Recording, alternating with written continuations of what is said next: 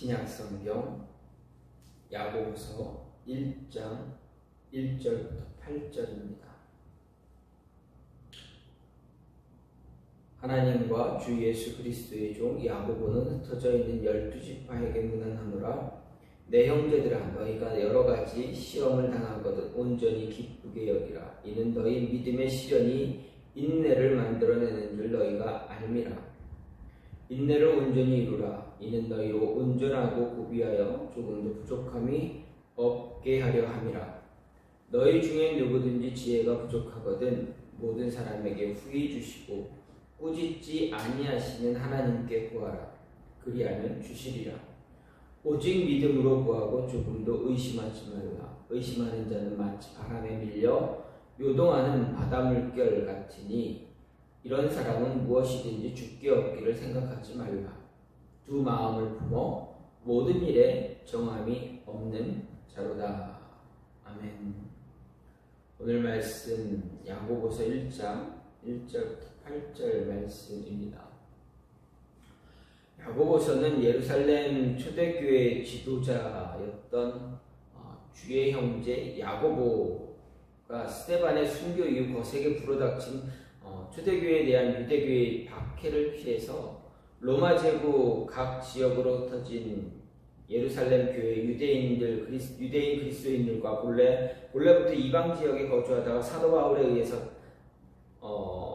사도 바울을 비롯해서 다른 많은 전도자들로부터 복음을 듣고 개종한 유대인 출신의 그리스도인들에게 이제 그들이 처했던 상황에서 당해야만 했던 여러 가지 시련과 신앙적으로 성숙하지 못한 성도들 간의 여러 가지 갈등을 어떻게 극복하느냐, 어떻게 극복하고 성숙된 신앙 자세를 가질 수 있느냐에 대해서 이야기한 그러한 책입니다.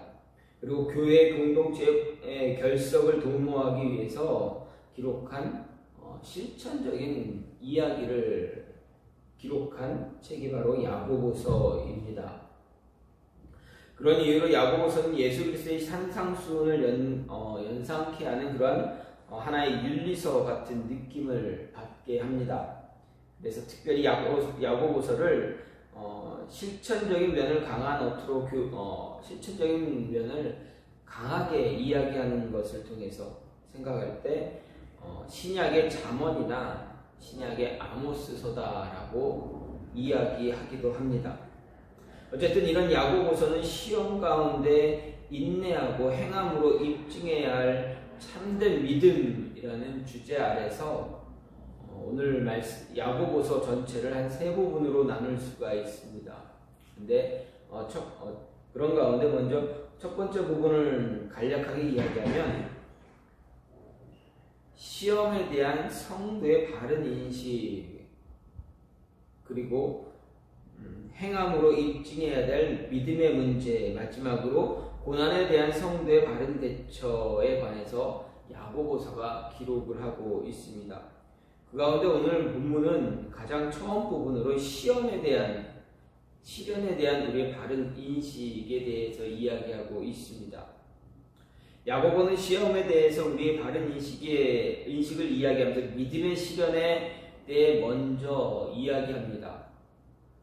그러면 야고보가 말하는 믿음의 시련, 과연 무엇을 말하는가 생각해 보아야 합니다. 여기서 말하는 시련이라는 말, 이 단어는 그냥 문자적으로 생각해 볼 때는 금과 은을 뜨거운 불 속에 넣고 녹여서 그 진위를 시험하듯이 믿음의 진위를 입증하거나 시험하는 연단을 의미하는 그러한 말입니다.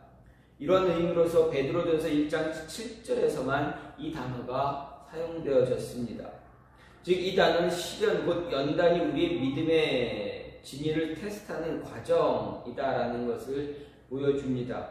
그런데 우리 삶을 보면 이것은 한 번에 그치는 것이 아니라 여러 번 지속되면서 반복되고 되풀이되는 그런 모습입니다.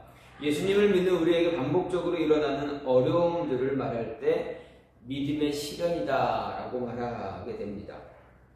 그런데 우리가 믿음의 시련 이 말을 생각할 때 착각하기 쉬운 것이, 오해하기 쉬운 것이 있습니다. 무엇이냐면 대다수가 많은 사람들이 믿음의 시련을 생각할 때, 믿음을 지키려고 할 때 생겨나는 핍박을 생각하게 됩니다. 떠올리게 됩니다. 즉 믿음을 지키려고 할 때 다가오는 핍박들에 대해 시련이다 생각할 때가 더 많다라는 것입니다. 하지만 정작 믿음의 시련은 어떻습니까? 꼭 그런 핍박으로만 우리에게 다가오지는 않습니다. 믿음의 시련은 우리가 그리스도인답게, 하나님의 자녀답게 살아가려고 할 때 우리 마음을 유혹하는 모든 것들이 다 믿음의 시련이다라고 보아야 합니다. 그리스도인으로 살려고 다짐했을 때 우리 다짐을 깨트리기 위해서 다가오는 작은 유혹들도 믿음의 시련이기 때문입니다. 아니, 오히려 이런 작은 유혹이 우리의 믿음을 더 연단하게 만들고 더 큰 힘을 발휘하게 만들기도 합니다. 왜 그렇습니까? 이런 작은 유혹은 믿음의 시련이라 생각하지 않기 때문에 그렇습니다. 그래서 야고보는 말하기를 이 믿음의 시련을 이겨내기 위해서 필요한 것 바로 인내다 말하고 있습니다. 인내가 있어야 시련을 이겨낼 수가 있습니다. 반대로 표현할 수도 있습니다. 시련을 견뎌야 인내를 이룰 수가 있습니다. 그래서 우리는 이렇게 말합니다. 믿음의 시련을 통해 인내를 이룰 수 있고, 인내가 있어야 믿음의 시련을 이겨낼 수 있다, 통과할 수 있다. 그러면 믿음의 시련을 이겨내고 인내를 이루려면 우리에게 무엇이 필요할까? 또 왜 인내를 이루어야 할까라는 것을 생각해 보게 되는데, 먼저 인내를 이루기 위해서 우리에게 필요한 것 바로 하나님의 지혜다라는 것입니다. 인내를 이루기 위해서 지혜를 구해야 합니다. 지혜를 통해서 인내가 이루어질 수 있기 때문에, 진정한 인내를 소유할 수 있기 때문에 우리가 가장 먼저 지혜를 간구해야 합니다. 그래서 5절 말씀을 보면 너희 중에 누구든지 지혜가 부족하거든 모든 사람에게 후히 주시고 꾸짖지 아니하시는 하나님께 구하라, 그리하면 주시리라 이야기하고 있습니다. 즉 인내를 이루기 위해서 지혜를 간구하라는 이야기입니다. 야고보는 우리가 믿음의 시련을 이겨내기 위해서 인내할 줄 알아야 한다 말하면서 그 인내를 위해 가장 필요한 것 무엇이냐? 바로 지혜를 말합니다. 그렇습니다. 우리에게 필요한 인내를 갖추기 위해서는 우리에게 지혜가 있어야 합니다. 이 지혜는 세상이 주는 지혜와 다른 지혜입니다. 이 지혜는 바로 우리를 구원해 주신 분의 지혜입니다. 즉 예수 그리스도의 지혜, 하나님의 지혜를 말합니다. 우리에게 하나님의 지혜가 주어져야 우리는 우리에게 다가오는 모든 믿음의 시련을 이겨낼 수 있는 자격 조건을 갖출 수가 있습니다. 우리에게 하나님의 지혜가 없다면 우리는 우리 앞에 놓인 상황에 대한 판단력을 잃어버리게 됩니다. 즉 분별력을 잃어버리게 됩니다. 분별력을 잃어버리면 어떻게 됩니까? 무엇을 듣고 무엇을 듣지 말아야 하는지 알 수 없게 됩니다. 세상은 우리의 판단력을 흐트러 놓기 위해서 끊임없이 유혹합니다. 말로 유혹을 합니다. 이 말 저 말 끊임없이 우리가 어떤 어려움, 시련을, 어떤 일이 겪게 되면 끊임없이 주변에서 이런저런 얘기들을 계속 듣게 합니다. 말로 우리의 마음을 흔들어 놓기도 합니다. 흔들기 위해서 유혹하기도 합니다. 또 어떻습니까? 우리의 눈을 사로잡아 가려고 합니다. 판단을 내리지 못하도록, 분별할 수 없도록 수도 없이 말로 유혹하고 우리의 눈을 우리의 시선을 흔들어 놓습니다. 사로잡아 갑니다. 시선을 빼앗아 감으로 인해서 바른 길, 우리가 온전히 가야 할 길을 가지 못하게 만들기도 합니다. 이럴 때 우리에게 가장 필요한 건 무엇입니까? 바른 분별력인데 이 분별력을 갖추기 위해서 무엇이 필요하다? 바로 하나님의 지혜다라는 것입니다. 하나님의 지혜가 우리 안에 있어야만 유혹으로부터, 환난으로부터, 어려움부터 우리를 계속, 우리의 판단을 계속 흐리게 만드는 그 그런 모든 것으로부터 우리가 벗어날 수가 있습니다. 바른 믿음의 기준을 잡기 위해서 우리에게 정말 필요한 것이 바로 지혜입니다. 바른 믿음의 기준이 있다면 바른 분별력을 갖춘 자가 될 수 있습니다. 그러기 위해서 하나님의 지혜가 필요합니다. 야고보는 이 분별력을 위해서 하나님께 지혜를 간구하라 말합니다. 모든 사람에게 후히 주시려고 애쓰시는 하나님께 그 지혜를 간구하라 강조합니다. 왜 그렇습니까? 하나님께 간구하는 자에게 하나님은 주실 것을 그가 알고 있기 때문입니다. 그리고 야고보 자신도 스스로 하나님의 지혜를 얻는 방법을 삶에서 터득했기 때문입니다. 삶의 체험으로 하나님의 지혜를 얻는 방법을 터득했기에 담대하게 말할 수 있습니다. 우리는 알지 못하거나 경험하지 못한 것을 말할 때 힘있게 말할 수 없습니다. 왜 그렇습니까? 모르기 때문입니다.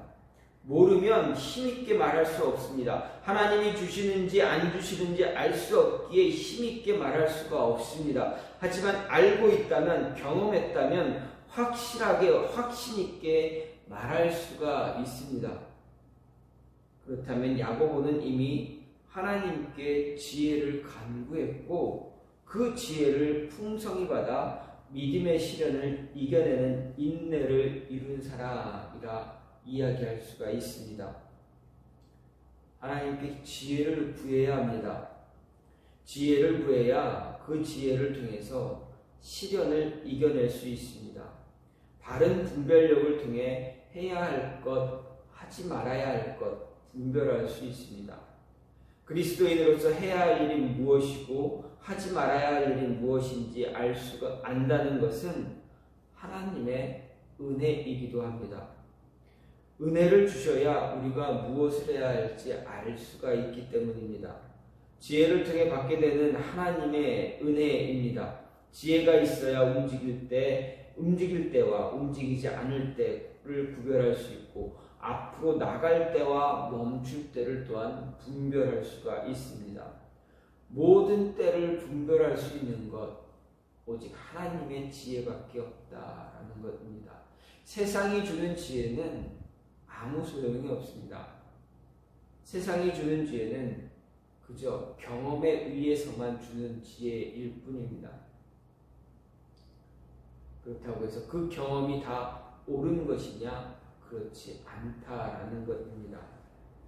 이런 상황에 대한 분별력으로 기다릴 때와 부딪히고 도전할 때를 알 수 있습니다. 인내할 때를 알게 됩니다. 인내를 배우게 됩니다. 따라서 우리는 하나님께 지혜를 간구해야 합니다. 인내를 온전히 이루기 위해서 지혜를 간구해야 합니다. 또 야고보는 말합니다. 인내를 이루어야 하는 이유를 또한 이야기합니다. 인내를 이루기 위해서 지혜가 필요하고 그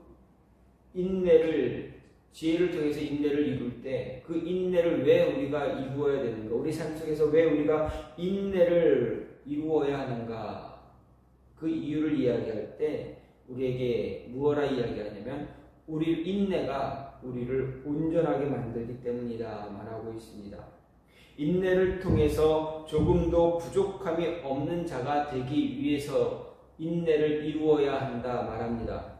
4절을 보면 인내를 온전히 이루라 이는 너희로 온전하고 구비하여 조금도 부족함이 없게 하려 함이라 말하고 있습니다. 즉 인내는 우리를 온전하게 만들어주고 조금도 부족함이 없게 만들어주는 것이다 말하는 것입니다.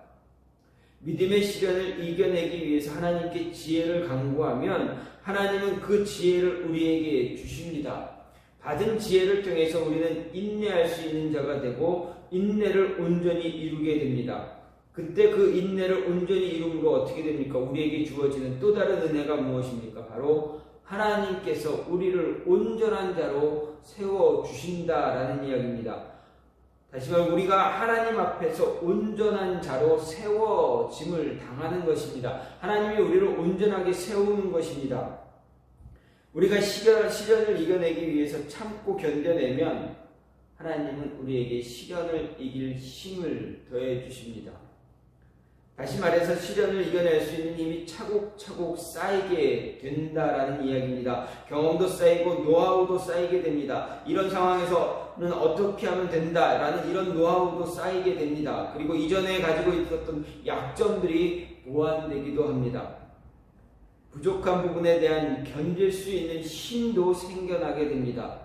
이런 힘은 우리에게 담대함을 가져다 줍니다. 작은 시련 하나 둘씩 쌓이다 보면 커다란 시련, 우리가 이전에 생각했을 때 어떻게 이러한 시련을 이겨낼 수 있을까? 어떠한 이런 모습 우리가 어떻게 이겨낼 수 있습니까? 라고 생각했던 그러한 시련들을 이겨낼 수 있는 힘이 생겨나게 된다라는 이야기입니다. 이런 힘이 쌓이다 보면 어떻게 합니까? 정말 우리가 감당할 수 없을 것만 같았던 그런 시련도 이겨낼 수가 있다라는 이야기입니다. 아니, 이겨내고 있는 우리 자신을 발견하게 됩니다. 그저 내성이 쌓이는 것이 아니라 감당할 힘을 얻게 되는 것입니다. 이 힘이 우리를 바르게 세워주고 연약했던 부분을 강하게 만들어줍니다. 약점들이 보완이 되어지고 그로 인해서 부족한 자가 아니라 하나님 앞에서 온전한 자로 세워지게 됩니다. 그뿐만이 아닙니다. 인내함으로 인해서 인내가 우리를 온전하게 만들 수 있는 것은 우리가 믿음의 시련을 이겨낼 때 하나님이 누군가에 대해서도 자세하게 알 수 있게 됩니다. 하나님이 누구인가? 하나님이 어떤 분인가? 말씀이 어떤 것인가? 우리에게 말씀을 어떻게 주시는가? 때에 따라서 우리에게 주시는 그 말씀들이 어떤 역할을 하는가? 우리에게 어떤 힘을 주는가를 알게 한다. 그래서 우리의 믿음이 더욱더 커지게 된다라는 이야기입니다. 하나님은 우리를 세우실 때, 저와 여러분을 세우실 때 처음부터 완전한 자로 세우지 않으십니다. 왜 그렇습니까? 처음부터 우리가 완전한 자로 세움을 받게 되면 우리는 우리 스스로가 완전한 자임을 착각하기 때문입니다. 우리 스스로 완전한 자가 됐다라고 착각하기 때문입니다. 이 착각은 단순한 착각이 아니라 하나님으로부터 우리를 멀어지게 만드는 그런 착각입니다. 다시 말하면 우리 스스로 교만한 자가 되어버리도록 만들어버립니다. 교만에 빠지게 되고 하나님을 바라보지 않게 합니다. 하나님을 바라보지 않으면 우리는 인내할 수가 없습니다. 하나님의 은혜가 아니면 우리가 견딜 수가 없습니다. 그런데 우리 스스로 내가 능력이 있으니까 그래 나니까 이렇게 버텼지, 나니까 지금까지 기다릴 수 있지, 나니까 이런 모습이 되어져 버립니다. 하나님이 하셨지, 하나님이 인도하신 거야. 이 힘든 이 시기도 하나님의 은혜로 벗어날 수 있었지 라고 이야기하는 것이 아니라 나니까 라고 이야기하게 됩니다. 착각하게 되면 교만한 자가 되어집니다. 그래서 그 착각, 그 교만이 우리를 하나님으로부터 멀리 떨어지게 만듭니다. 누가 가장 좋아하는 것입니까? 하나님을 대적하는 사단이 가장 좋아하는 것입니다. 그래서 우리로 하여금 착각하게 만듭니다. 교만에 빠지게 만듭니다. 그렇기 때문에 하나님은 우리를 세우실 때 처음부터 완전한 자로 세우시지 아니하고 한 단계 한 단계 거쳐가면서 우리를 세워가신다. 그것이 다 인내다라는 것입니다. 이만큼의 인내를 하게 하시고 그거보다 조금 더 큰 인내하게 하시고 하나씩 하나씩 키워가시면서 인내를 온전히 이루도록 만드십니다. 그래서 우리가 인내를 온전히 이룰 때 우리의 부족한 모든 점들이 다 채워져 있다. 약점들이 장점으로 약점들을 다 보완하고 그런 모습으로 하나님 앞에 세워지고 하나님이 기뻐하는 자의 모습이 되어진다라는 이야기입니다. 하나님은 우리를 연단시키실 때 하나씩 하나씩 연단시키지 한꺼번에 단 한 번으로 그 연단을 끝내시는 분이 아니다라는 것 잊지 말아야 합니다.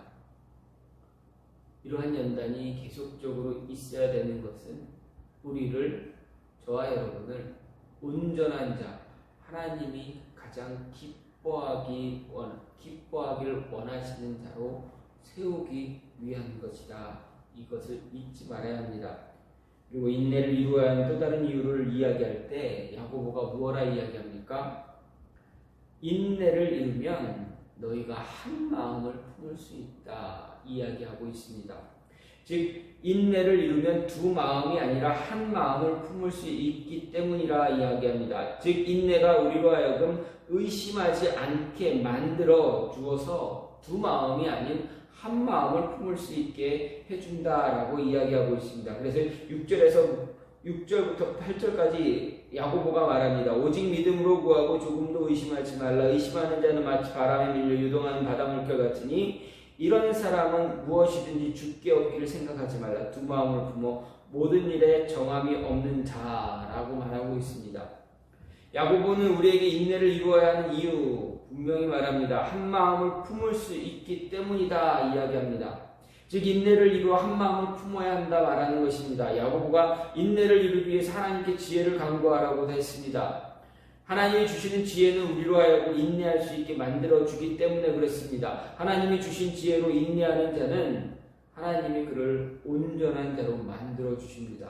우리를 온전한 자로 만들기 위해서 하나님의 은혜를 하나씩 경험하고 체험하게 하심으로 더욱 하나님을 믿고 의지하게 됩니다.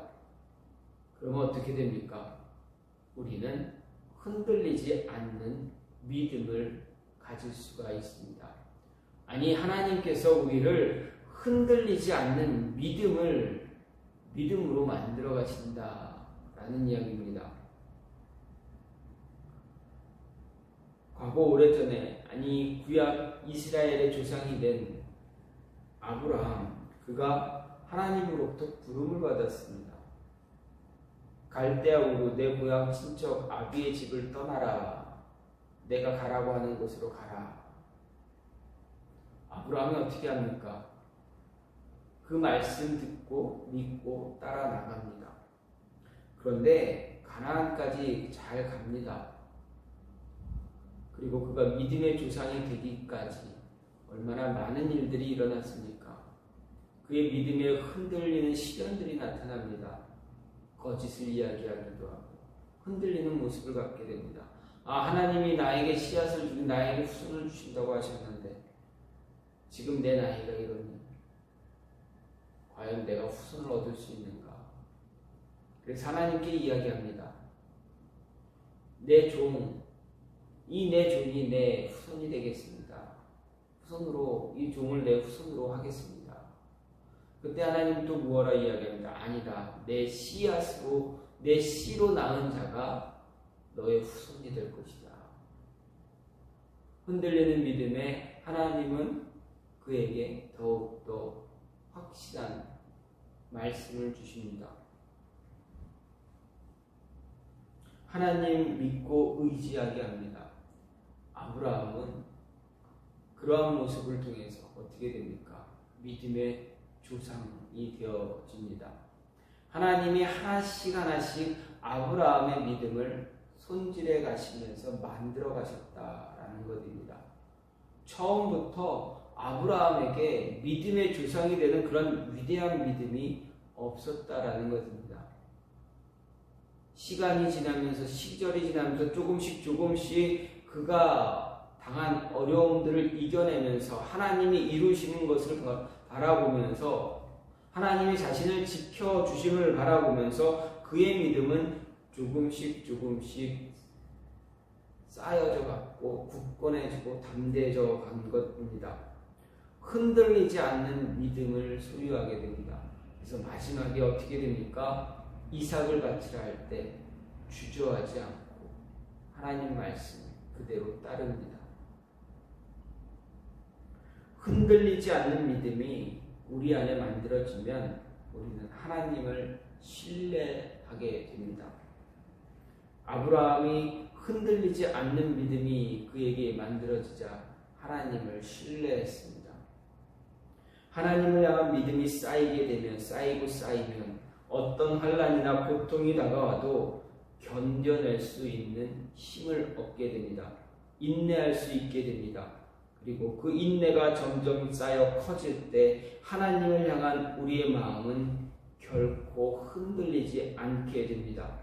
마음이 흔들리지 않는다는 것은 이미 마음이 하나님께 붙잡혀 있다라는 것을 이야기합니다. 마음이 하나님께 붙잡혀 있을 때 우리는 하나님을 의심하지 않습니다. 어떤 일이 일어날지라도 굳건하게 믿고 어떤 자리를 지키며 우리의 자신의 자리를 지키며 하나님을 더욱 신뢰하고 좌로나 우로나 치우치지 않게 됩니다. 또 무엇을 하든 어떤 일이 일어나든 망설이지 않게 됩니다. 하나님이 함께 하실 것이라는 확신이 있기 때문에 그렇습니다. 의심은 우리를 하나님으로부터 멀리 떨어지게 만듭니다. 의심은 우리에게 두 마음을 품게 합니다. 우리가 두 마음을 품는 그 순간 하나님을 향한 신뢰는 무너지게 됩니다. 믿음은 흔들리게 됩니다. 그리고 의심은 우리로 하여금 어떤 것도 인내하지 못하게 합니다. 의심은 우리로 하여금 주저하게 만들고 망설이게 합니다. 신앙과 불신앙 사이에서 방황하게 합니다. 그래서 야고보가 우리에게 인내하라 말하고 있는 것입니다. 인내는 우리로 하여금 하나님을 믿고 간구하며 앞으로 전진하게 합니다. 하지만 의심은 우리가 지금까지 쌓아온 모든 것을 일순간에 무너뜨리고 말고 또 다시 일어날 힘도 없게 만듭니다. 의심을 버리고 인내할 때 하나님은 우리를 온전한 자로 만드시고 우리로 하여금 한 마음만 품도록 만들어 주십니다. 그리고 하나님의 계획 가운데 이끄셔서 그 계획을 이루어 가도록 인도하신다는 이야기입니다. 우리와 동행하시면서 하나님 자신의 계획을 우리와 함께 이루어 가십니다. 인내합시다. 인내해야 승리할 수가 있습니다.